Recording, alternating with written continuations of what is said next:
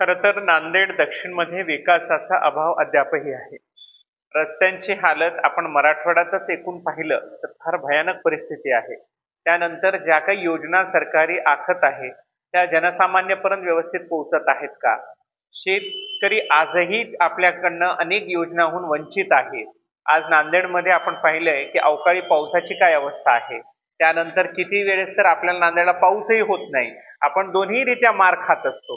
त्यामुळे शेतकऱ्यांचा सामान्यांचे प्रश्न असतील, जनसामान्याचे प्रश्न असतील, महिला सुरक्षेचा प्रश्न असेल, नांदेडमध्ये अनेक गुन्हे लवकर दाखल होत असतात छोट्या छोट्या कारणास्तव, त्याची समस्या असेल, अशा अनेक समस्यांना घेऊन मी या रिंगणात उतरलेली आहे की जेणेकरून नांदेडचा विकास व्हावा, युवा पिढींना, महिलांना सुरक्षिततेचं वातावरण मिळावं, रोजगार निर्मिती व्हावी. आज नांदेडमध्ये एकही रोजगार निर्मितीचं साधन नाहीये, कंपन्या नाहीये, बीपीओ नाही, काही नाही.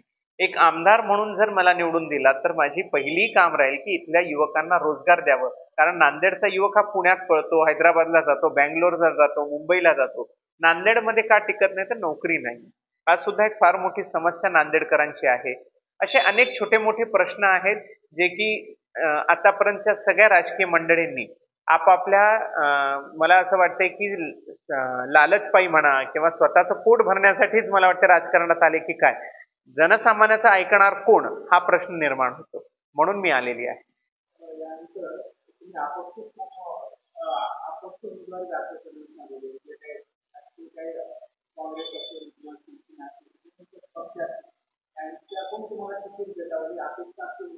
हो, मी वंचित बहुजन आघाडी यांच्याकडे मागणी केली होती. कारण शेवटी मी तृतीयपंथी आणि आम्ही सुद्धा वंचितच राहिलेले आहोत. आणि त्यानंतरही मी प्रहारकडे, बच्चू कडूंकडेही मागणी केली होती. त्यानंतर मी शिवसेनेकडेही मागणी केली होती. त्यासोबत मी यांचं मनोजदादा जरांगे पाटील यांच्याकडेही मी आपली उमेदवारी सध्या ते तर आणखीन विचाराधीन आहे. कारण ते आणखीन त्यांची यादी किंवा उमेदवार काही जाहीर केलेलं नाही. म्हणून आमची तिथूनही अपेक्षा अद्यापही आहे. राजकीय प्रस्थापित लोकांनाही मोठे राष्ट्रीय पक्ष मंडळी विचार करत असतात. कारण राजकारण म्हणलं, निवडणुका म्हणलं की पैसा. आजकाल लोकांना लालूच दिलेला आहे. पैशांचं राजकारण करण्याची फार मोठी हौस लोकांना लागलेली आहे. त्यामुळं निवडणुकांमध्ये पैसा न बघता विकासाचा मुद्दा घेऊन आणि जनसामान्याला द्यावं ही विचारधारा आता राजकीय पक्षांची राहिलेली नाहीये. राजकीय पक्ष काही विचार न करता त्यांचाच लेकरू, त्यांचेच मुलं, त्यांचेच सुना, त्यांच्याच घरच्या भाऊ, बहीण, अहो दुसरे का नाहीत का? कार्यकर्ते फक्त कार्यकर्ते म्हणून मिरवावेत का? किंवा नवीन चेहरा येऊ नये का? नवीन लोकांना संधी देणार नाही का? अभ्यासू लोकांची गरज नाही का? हे प्रश्न मला खूपदा पडतात. कारण आता नांदेडचं आणि महाराष्ट्राचं एकूण चित्र पाहिलं तर वर्षानुवर्ष राज करणारे, वर्षानुवर्ष आमदार म्हणून मिरवणारे, वर्षानुवर्ष काही ना काही मंत्रीपद मिरवणाऱ्यांचेच जवळची लोक, अर्थातच सुना, लेकरा, बायको अशा पद्धतीनं तिकीट वाटपांचा कार्यक्रम दिसत.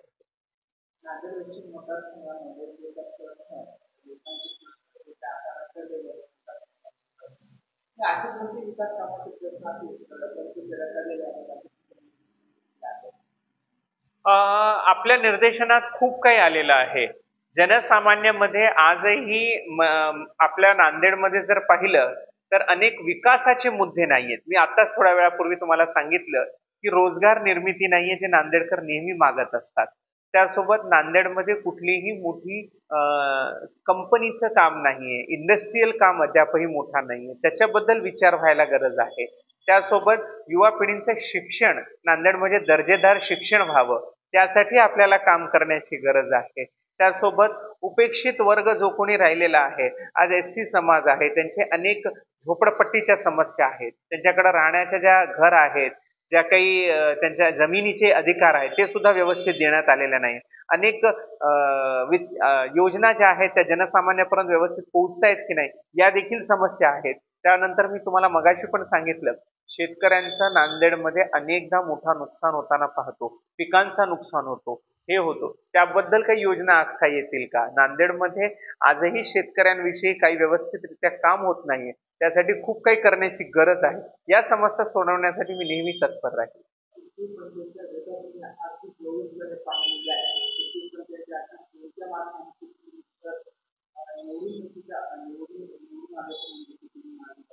त्याला तर खूप मोठी लिस्ट आहे खरं तर कामाची. त्याच्यामध्ये सगळ्यात पहिला मुद्दा आहे की सरकारी नोकरींमध्ये आरक्षण, शिक्षणामध्ये आरक्षण. कारण सुप्रीम कोर्टानं ज्या पद्धतीने 1% आरक्षणाची माग केलेली आहे किंवा म्हणलेलं आहे की प्रत्येक राज्य सरकारने ज्यांना आरक्षित करावं, इतर राज्य करत असताना महाराष्ट्रामध्ये का नाही?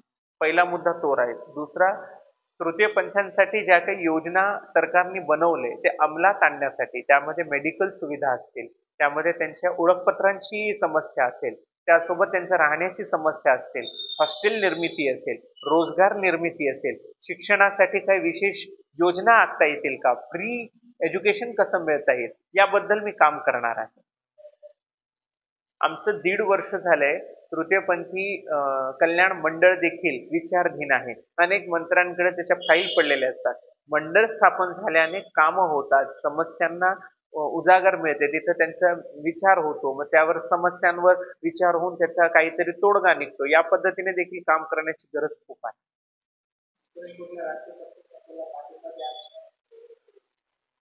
केलेलं आहे, पण सध्या मीडियासमोर बोलणं अपेक्षित नाही.